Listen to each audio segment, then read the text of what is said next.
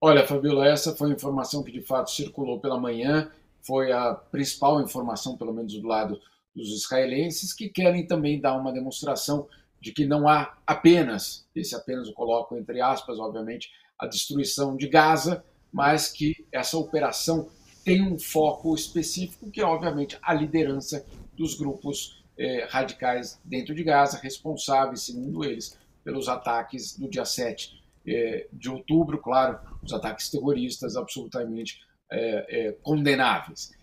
Agora, isso uma operação que, como você colocou, que o próprio governo israelense aponta que não vai acabar amanhã, não é porque houve esse sucesso, entre aspas, também, na morte dessas pessoas que justamente Israel procurava atingir, que isso coloca um ponto final, não estamos nem perto de falar de qualquer tipo de ponto final por conta dessa informação. Agora, deixa muito claro pelo menos duas coisas. Primeiro, que Israel vai atrás dessas pessoas, certamente, não há nenhuma dúvida sobre isso, e que vai comemorar cada um dos alvos atingidos nesse sentido.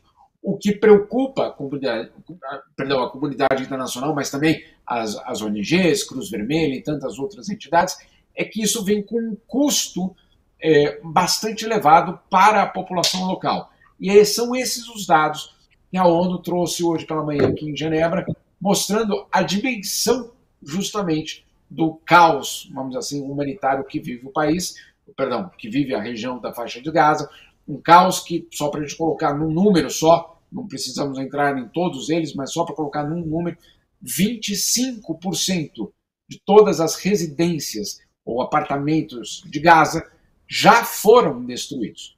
25% de todas as residências ou apartamentos, unidades residenciais ou apartamentos de Gaza já foram destruídos em apenas, basicamente, 13 dias. Isso para dar uma dimensão do que significa essa operação também de Israel na faixa de Gaza. Eu sei que você precisa sair, então eu vou só aproveitar mais uma pergunta para você sobre a situação da faixa de Gaza. Você está dizendo aí da situação dramática. A possibilidade da chegada da ajuda humanitária, né? Porque o presidente dos Estados Unidos, Joe Biden, disse que conseguiu negociar com o presidente do Egito. No entanto, a liberação de apenas 20 caminhões, é isso? Eles não vai conseguir chegar mais, porque tem mais de 200 caminhões ali numa fila de espera para conseguir trazer. Porque 20 caminhões não é nada perto da necessidade atual da faixa de Gaza. Queria que você trouxesse para a gente só um pouco do cenário, nesse momento, da faixa de Gaza, Jamil. Não é nada, tanto assim que o próprio pessoal da ONU tem ficado com muita cautela em comemorar esse anúncio do Biden, porque de fato 20 caminhões é um número absolutamente irrisório dentro da necessidade de Gaza. Até falava com um diplomata há poucos minutos, ele dizia: isso aí não é um corredor humanitário, isso é no máximo uma fresta, né? No máximo algo assim nesse sentido. Agora, é uma tentativa de você iniciar um processo de resgate que eventualmente pode ser ampliado. Mas para ele ser ampliado, muita coisa ainda precisa acontecer. Vamos tentar colocar isso nessa perspectiva. Em primeiro lugar, as rodovias, perdão, as estradas que estão do lado de Gaza, que foram bombardeadas, elas precisam ser consertadas para que esses caminhões possam passar, Fabiola. Ou seja, não é só abrir o portão da fronteira. Eles não têm como passar se não houver algum tipo de acerto justamente dessas vias para que esses caminhões possam passar, senão eles não passam, simplesmente não passam. Esse primeiro aspecto. Segundo aspecto, uma coisa é abrir a fronteira, outra coisa é você garantir que durante todo o processo nenhum ataque aéreo seja realizado contra esse comboio ou contra as pessoas que vão receber esse material. Ou seja, não adianta você montar um local para receber e, de repente, aquele local ser alvo de um atentado, de um ataque, de um míssil. Isso nós vimos já nos últimos dias, e não estou falando do hospital, porque é uma grande dúvida sobre quem teria sido responsável pelo hospital, mas, por exemplo, uma escola da ONU em Gaza, que servia de abrigo para 4.000 pessoas, foi atingida. E ali não tinha nenhum tipo de dúvida se havia sido Israel ou não. Ou seja, não adianta só você abrir a fronteira, toda uma operação precisa acontecer. E, neste momento, não há uma sinalização nesse sentido. Agora, Biden tinha que sair de Israel com algum anúncio. Porque, olha só, ele já tinha vetado a resolução do Conselho de Segurança. Ele já tinha dado um apoio explícito a Israel. E ele precisava sair com algum tipo de anúncio, entre aspas, equilibrando a situação com os palestinos. Esse anúncio, insisto, por enquanto, nenhum comentário da ONU sobre esse anúncio, porque simplesmente ele ainda não existe na prática. Então vamos aguardar, vamos ver o que acontece. Só um último detalhe que é importante a gente colocar.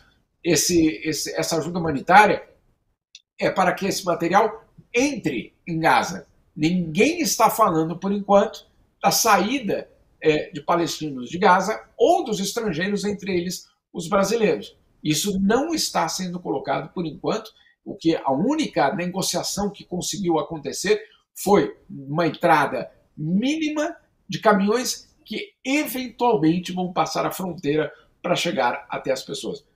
Na prática, vamos resumir aqui, quase nada por enquanto. Nossa, Jamil.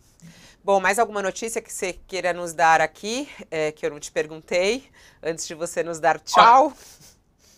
Olha, só dois elementos importantes. Nesses números todos que a ONU passou hoje pela manhã e que vocês podem encontrar na minha matéria de hoje, eles são muito dramáticos. Sinceramente, são números que a cada dia, pessoalmente, me chocam muito. Dois desses números me deixaram muito chocado. Não só o número total, mas, por exemplo, o fato de que oficialmente, insisto, oficialmente, porque tem muita gente sob os escombros desses prédios todos que vocês estão vendo, mas oficialmente nós estamos falando em mais de 800 crianças mortas em Gaza. Mais de 800 crianças mortas em Gaza. Oficialmente, nós não estamos contando ainda aqueles que estão embaixo, sob os escombros ou em bairros que nenhum tipo de resgate até agora chegou. Esse é o primeiro aspecto. Um outro aspecto que também me deixou muito tocado, Fabiola, foi uma outra informação de que 47 famílias tiveram todos os seus membros mortos. Em 47 famílias, absolutamente desapareceram, porque todos os seus membros, isso aí no caso na faixa de Gaza, todos foram mortos. São números e dados absolutamente chocantes. Lembrando que nós não estamos falando de números, estamos falando de vidas humanas. Né? Foram 853 crianças, né, Jamil? 853 crianças das 3.400 mortes de palestinos até agora, que está na reportagem dele. 47 famílias inteiras foram dizimadas. O que também é muito chocante são os corpos em decomposição, né, Jamil?